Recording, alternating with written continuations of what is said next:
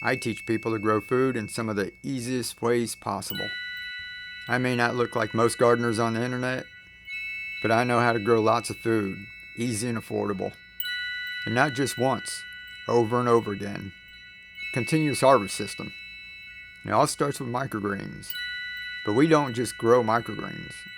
We take a lot of them and grow them out to baby greens and mature plants. This saves you tons of money in the long run. You get more bang for your buck, and you get a lot of food that's going to fill up your belly a lot more than a handful of microgreens. So we like to have microgreens on hand all the time. That way we can take these, sprinkle them onto our soup, salads, put them in sandwiches, and whenever we need more baby greens, we've always got some on hand to transplant. Now believe it or not, everything I planted today, I got done in less than an hour. And that's with filming and fidgeting around with the camera. So if you've got about an hour a week, you got time to do this. Now I tried microgreens the traditional way years ago, growing it in soil, having to tend to it a couple times a day, and I always messed up. When I came up with this system, it's basically set it and forget it. After you set it up and they're covered for about 2 or 3 days, they germinate, sprout, you uncover them, and just let them go.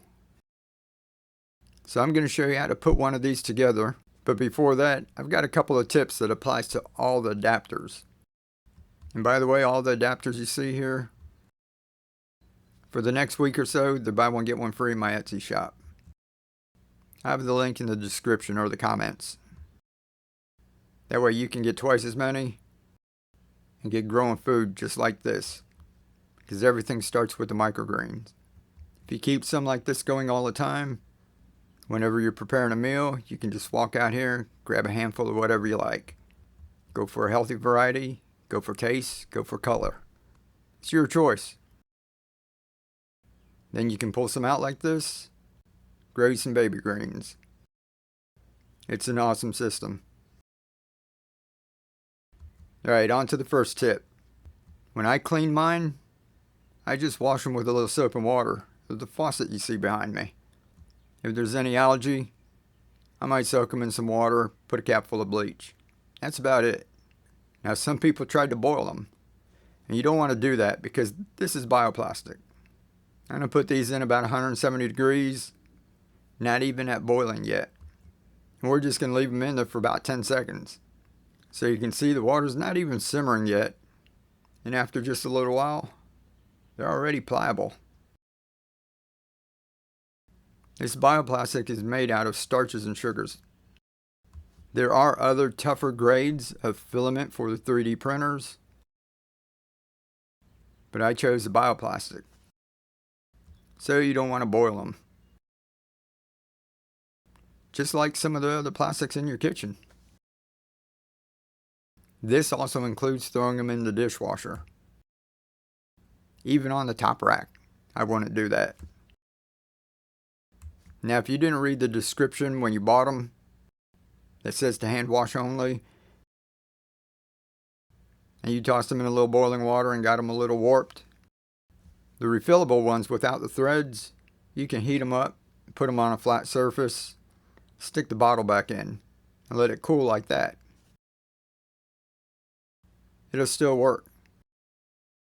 The ones with the threads, not so much. You might be able to get them back working, but they're pretty much shot. So just hand wash them. Now the second tip has to do with the depth of the medium. And here we're using clay pebbles. This is set it and forget it, and the water is going to be in here for 6 to 7 days.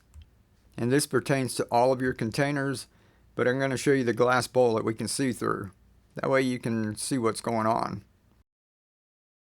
You notice once the plants grow, all the roots go down, just like when they're growing in soil.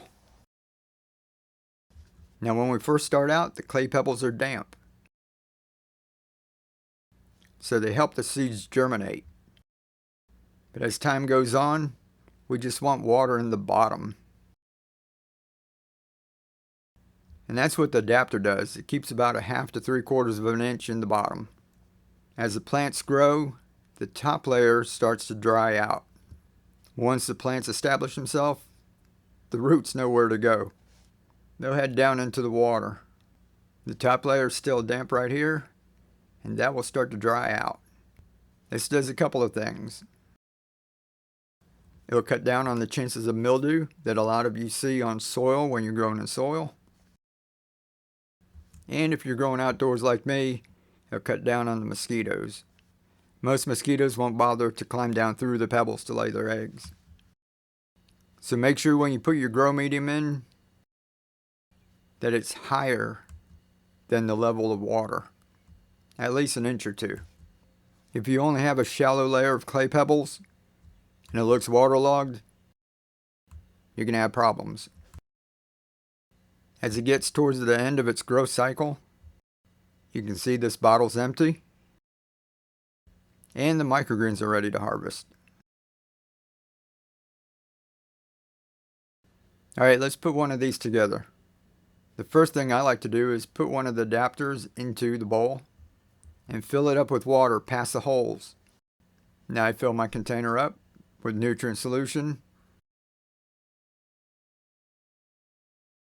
and I put the lid on.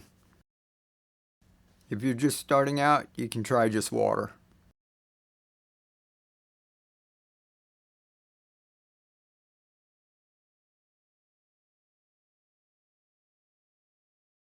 Flip the container in and you can see the water stops flowing because of that little bit we poured in the bottom. Now these are clay pebbles or leca. They're porous. They retain moisture. When you first get them, wash them off really good. There's a lot of dust. And you can soak them so they're nice and damp. Now we're going to fill up this bowl. And you notice the first couple of layers, it's up above the water level. But I'm going to add a little bit more to get about an inch or two above that. So you can see where the water level's at. And then you can see we're about a couple inches above it. It's just what we want. Now I just spray it down with a little water. It helps the seeds to germinate. I sprinkle about a tablespoon in here.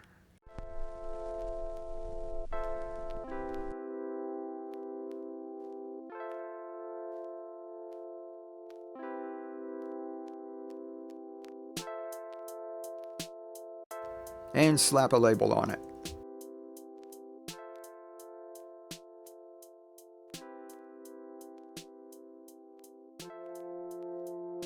Another quick spritz, and we're about done. We just have to cover it up. Now, some people don't like aluminum foil, so you can always get a big Ziploc bag or some other plastic. Put it on like this. Make your own humidity dome. The only thing is this lets light in, so you have to put it in a dark spot. Me, I just use aluminum foil because it blocks out the light. And I can germinate my microgreens right here. I just rip a little opening in the middle.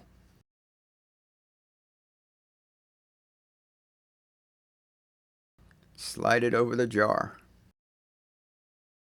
Now after I pull this off, I can use that foil several times. Now we're just going to set it aside and leave it go for about 2 or 3 days. Come out and check it once in a while. Some seeds germinate quicker. Other ones like this dino kale take a few more days. But when you see your seeds at this stage, you can go ahead and pull the foil off the top. And just let them go. About another 3 or 4 days, you have some nice microgreens. If at any point they do look like they're drying out a little, don't be afraid to spritz them with some water.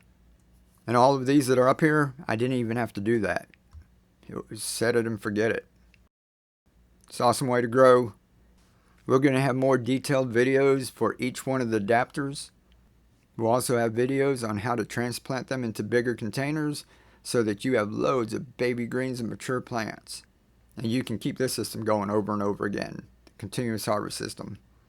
Don't forget, the adapters are buy one get one free for the next week or so. The link is in the description. I hope that helps you. Live to inspire, keep on growing, be the change. Go grow some food.